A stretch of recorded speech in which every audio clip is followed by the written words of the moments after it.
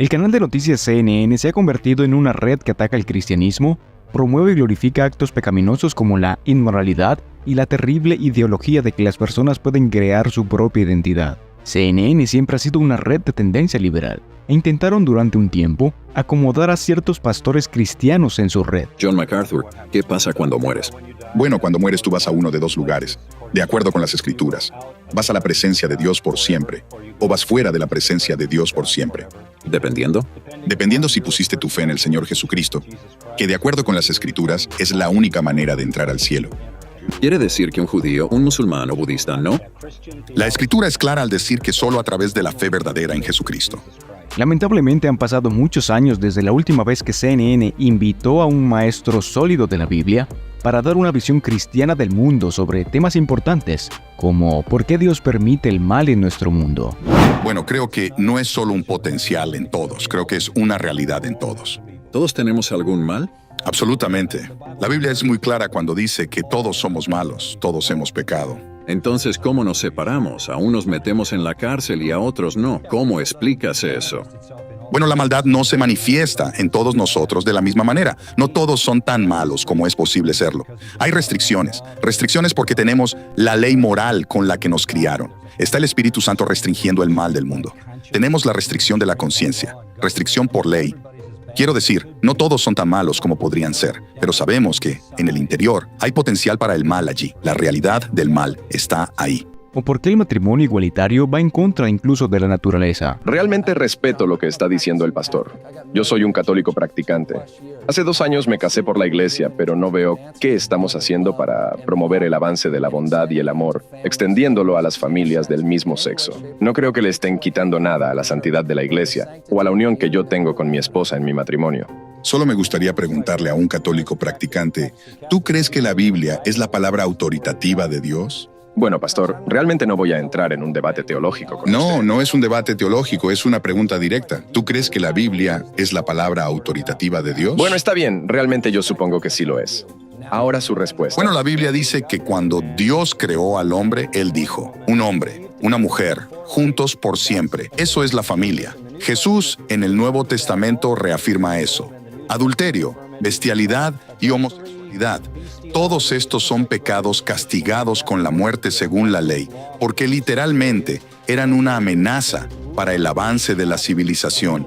La buena noticia es que el Nuevo Testamento nos ofrece la gracia. Jesús murió para redimirnos de esos pecados. Y todos somos pecadores. ¿Y qué tiene que hacer el Estado ahí?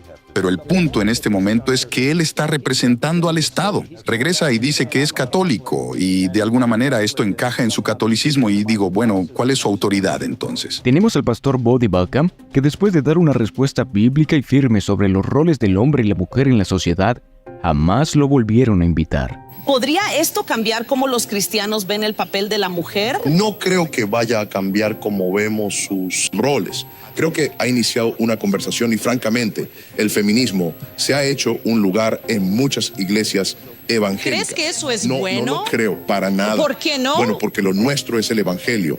La cultura no dicta la verdad, el evangelio dicta la verdad.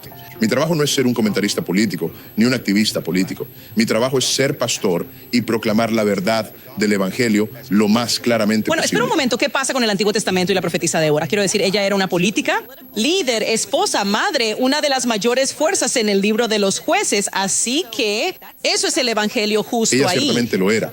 Y el hecho de que algo haya ocurrido no significa que sea normativo para la iglesia. Por ejemplo, uno de los signos de que una cultura está bajo juicio es que las mujeres están en liderazgo en sus naciones. Así que a Débora le asignaron eso porque las cosas estaban muy mal en Israel. No es lo normal en la iglesia. Margaret, ¿no te suena un poco sexista el reverendo o soy yo? Diría que el reverendo suena un poco cuestionable en eso. Debo decir, mi trabajo no es traducir para las familias trabajadoras. Mi trabajo es ser honesto con el texto. Y el texto dice en Tito capítulo 2 y verso 5 que la mujer debe ser la guardiana de su hogar. Ahora, no violaré la enseñanza del texto para de alguna manera sonar más para la cultura. Soy un heraldo de la verdad del evangelio y mi trabajo es enseñar el evangelio de manera eficaz según lo que han dicho los escritores, no según lo que creo que la cultura quiere escuchar. Bueno, ¿qué pasa con el texto que dice que el hombre y la mujer deben someterse el uno al otro? Creo que voy a dejarlo ahí, amigos. Y voy a estudiar la Biblia esta noche y prometo traerlos de vuelta a los dos, especialmente a medida que vemos cómo avanza esto. Así que es importante que entiendas que estamos en una guerra abierta contra las ideologías que predominan en el mundo. Y la única forma de enfrentarla con éxito es con la palabra de Dios. Por lo que está claro que hoy en día, al ser cristianos, es ser etiquetados como intolerantes peligrosos. Y tan solo mencionar a Jesucristo en un lugar público se considera un adoctrinamiento y una discriminación contra personas de otras religiones. Mira lo que sucede cuando un exjugador de la NFL mencionó a Jesús como la solución a los pecados. En un individuo, en un nivel micro, el problema no es realmente el color de piel, es el pecado. Y la única manera, la única salvación para este pecado es el Evangelio. La única forma de curar realmente lo que está en el interior es entender que Jesucristo murió por nuestros pecados. Para mí, en un nivel micro, es comprensible. Tú mismo lo has visto. ¿De verdad perdió CNN la señal o decidieron cortarla por mencionar el nombre de Jesús? Lo que es evidente es que cuando eliminas a Dios de todas las facetas de la cultura, por defecto lo reemplazas con algo, y lo puedes llamar satanismo, ateísmo o autoadoración. Lastimosamente hay una tendencia creciente pero inquietante de personas que abandonan la fe cristiana, y una proporción más significativa de la población más joven está abandonando el cristianismo. Esto podría explicar también las altas tasas de violencia, depresión, una generación cuya investigación muestra que es menos feliz y está menos contenta con la vida. Todo porque han abrazado una cosmovisión completamente contraria a Dios. Bueno, precisamente cuando tú quitas a Dios del medio, que es el que te define la realidad, es el que te pone el piso sobre el cual tú pisas, ya tú estás, como decía Francis Schaeffer, tú estás firmemente enraizado en el aire. Tú estás en el aire. Y ese es el problema. Dios en su palabra no solo nos da un libro que nos dice cómo ser salvos. O sea, la Biblia no es únicamente una historia de redención a través de la cual yo entiendo que soy pecador, que Jesucristo murió por mis pecados en la cruz. Claro, ese es el mensaje más importante de la Biblia. Pero al final de cuentas, lo que la Biblia te provee es una cosmovisión.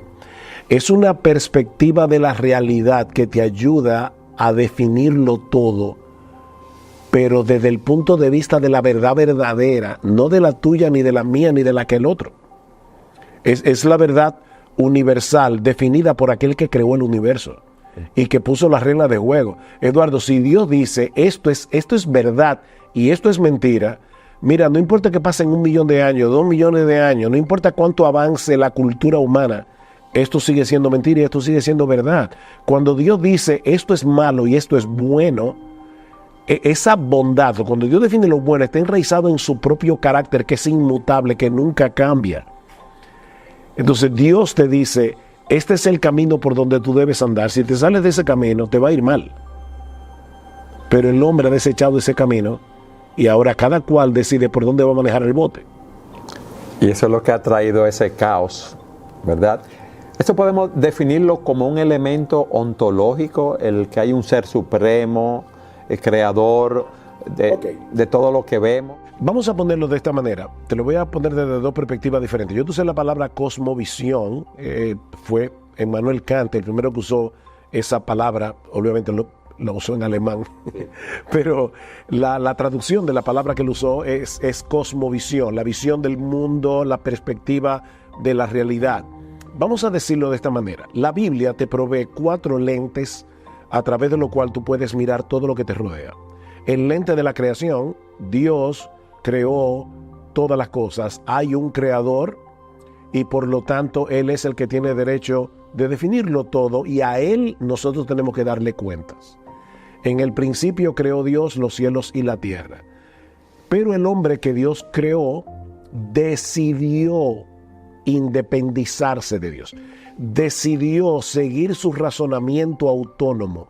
O sea, cuando Satanás se le aparece a Eva en el huerto del Edén, y sí, nosotros creemos en Adán y Eva, cuando Satanás se le aparece a Eva en el huerto del Edén, y Dios ya le había advertido, mira, tú puedes comer de todos los árboles del huerto, pero no comas de este, porque el día que de él comas ciertamente morirás. Y Satanás le dice a Eva, no morirás. Mira cuál es la postura que asume Eva. La postura de, ahora yo tengo que analizar con mi razonamiento autónomo, ¿quién de los dos tiene la razón? ¿Dios o el diablo?